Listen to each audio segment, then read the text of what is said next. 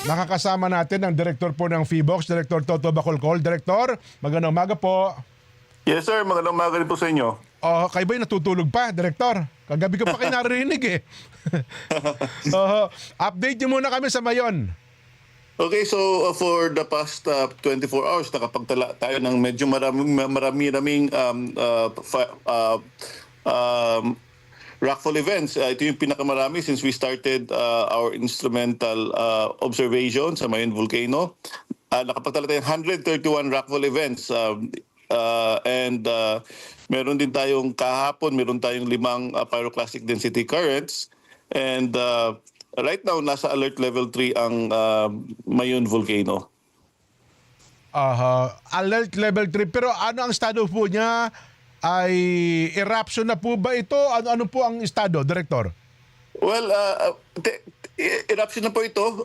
Again, kahapon inakyat natin sa alert level 3 since yung activity sa summit ay hindi na lang unrest. May tuloy-tuloy na eruptive process.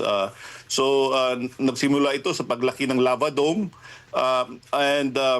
Habang lumalaki ang dome, may mas nagiging matarik at unstable ito kaya nagsimulang gumuho. Kaya nagkakaroon tayo ng mga rockfall events na na-observe natin since November until biglang dumami nung last week of December until first week of January. And then, since may mga instances din na mas malaki ang collapse, kaya nag-generate ito ng pyroclastic density currents na na-observe natin kahapon 5. Kaya itong PDC or pyroclastic density currents at itong rockfall events ay evidence po ito na may aktibong nilalabas ang lava ang bulkan and technically this is already an eruption. Ayun, may posibilidad po bang tumindi pa, Director? Well, the possibility is always there. But if nakikita natin dito, this would tilt towards yung katulad ng nangyari noong 2023 na effusive eruption. And yun nga lang, kapag effusive eruption, medyo matagal ito. It would take, noong 2023, it took 6 months bago humupa. Ayun, hindi talaga major eruption, ano? Hindi pa to explosive eruption, pero pwede kasing biglang magbago yung mga parameters natin and magkaroon ng explosive eruption. Pero right now, effusive eruption, quiet eruption. Ayun, so iba pala yung level ng effusive eruption at saka yung explosive eruption. Yes po, yes po. Ayun. So sapagkat effusive eruption pa lamang, ano po ang dapat maging reaksyon ng mga nandiyan sa paligid, Director? Yung recommendation po natin ay walang tao dapat sa permanent danger zone. Kaya kahapon nagsilikas na yung mga tao. Nilikas na yung ng mga LGUs yung mga nakatira inside the permanent danger zone. Ayun, mayroon ho bang labang dumadaloy galing sa bibig bunganga? May lava extrusion. Tawag natin diyan extrusion. Ito yung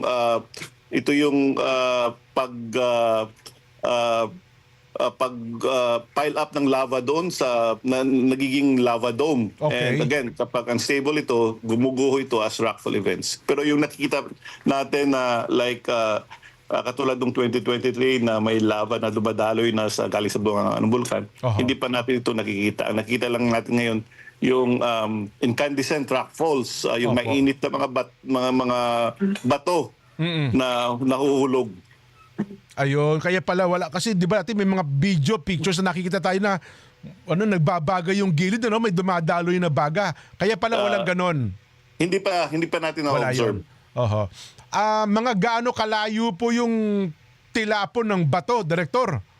Kahapon yung pyroclastic density current umabot ng 2 kilometers doon sa may bunga gali sa may southeastern side ng Mayon Volcano. 2 kilometro. Yes po.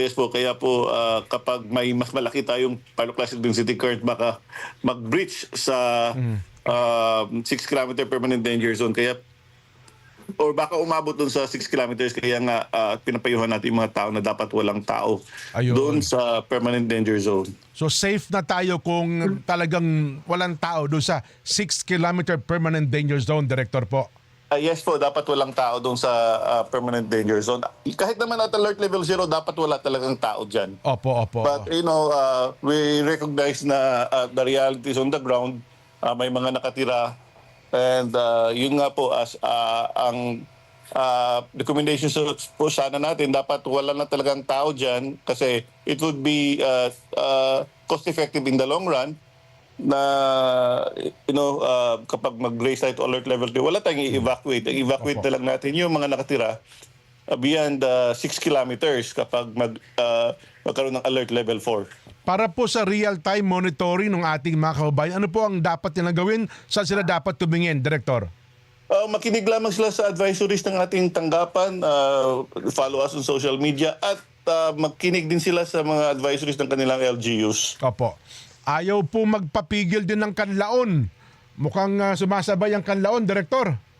Yes po, kahapon meron tayong ASIM mission activity and umabot ito ng 800 meters.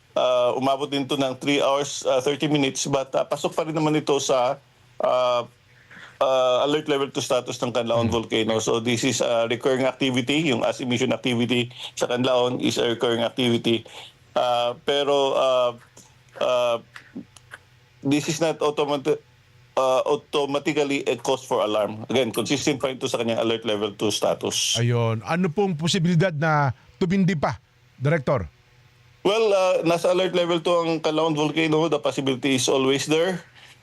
But of course, kailangan nating makikita yung pag escalate ng mga monitoring parameters natin. So far, hindi pa naman yung earthquake sa Canlaon Volcano for the past 24 hours ay 3 lamang. So isa yan sa mga indicators natin, pagdami ng earthquakes, but so far, 3 lamang. Aha. Ang Taal po. Ang Taal Volcano naman for the past 24 hours, nakapagtala din po tayo ng 3 volcanic earthquakes and yung last measurement natin sa sulfur dioxide ay nasa 78 tons per day lamang. So nasa alert level 1 pa rin ang Taal Volcano. Ayan. Director, ang inyo pong mensahe sa ating mga taga-subaybay, ano po gusto niyo sabihin sa kanila? Okay, so paalala natin sa ating mga kababayan, lalo na sa mga nakatira malapit sa mga bulkan na binabantayan natin ngayon. Mahigpit namin pinaalalahanan ang publiko na sumunod sa, for Mayon Volcano, sumunod sa evacuation orders, umiwas sa permanent danger zone, at makinig lamang sa opisyal na advisories ng PHIVOLCS at ng inyong LGU. So, pinakamahalaga po dito ay yung ating kaligtasan.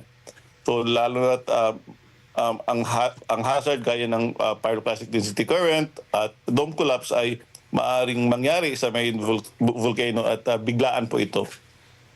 Director, maraming salamat. Magandang umaga po. Maraming salamat din po. Ang Director po ng PHIVOLCS, Director Teresito Toto Bacolcol, ang atin pong nakapanayam.